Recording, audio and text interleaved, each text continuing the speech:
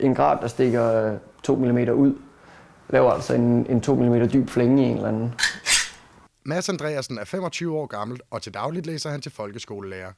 Hver tirsdag aften er det dog ham, der starter slagsmål i skolegården. Og han er bevæbnet.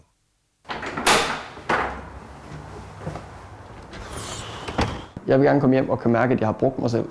Så nu har jeg været i skole hele dagen, og har ikke rigtig fået rørt mig. Jeg vil sidde der for dansk. Der er regler for, hvor Mads må slå. Målzonen, der cirka ligner den lædersæk, hun er på der.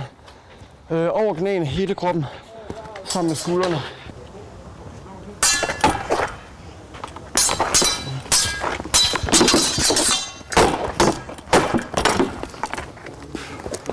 Ja.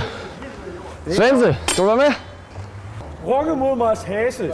10 dobbler eller sådan noget der. Hold kæft for jer. Som regel kæmper 2 hold imod hinanden. Bliver en viking ramt, er han ude og må sidde over til næste omgang. Det hold, der står tilbage til sidst, vinder runden. Svend, hvis du kommer ind og hjælper lidt til os. Der er et fantastisk kammeratskab i det. At kunne dyrke den her sport her kræver, at man virkelig stoler på de mennesker, man slår sig med. Man må aldrig være i tvivl om, den person, du ikke kan ende med at stå overfor, skulle ville en noget ondt. Altså, der må ikke være ondt blod i det. Så kammeratskabet er noget, der bliver dyrket enormt meget. Undskyld, det er lige stak under. I aftenens sidste kamp bliver der gået til den. Satan, det går hurtigt med de der.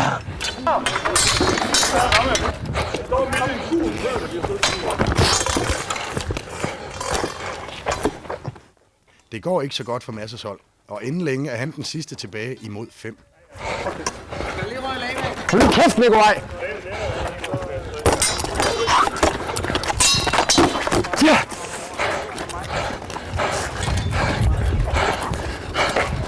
Har vi ikke været her før?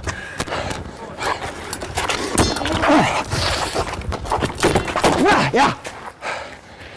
Har du fået nogle blå mærker?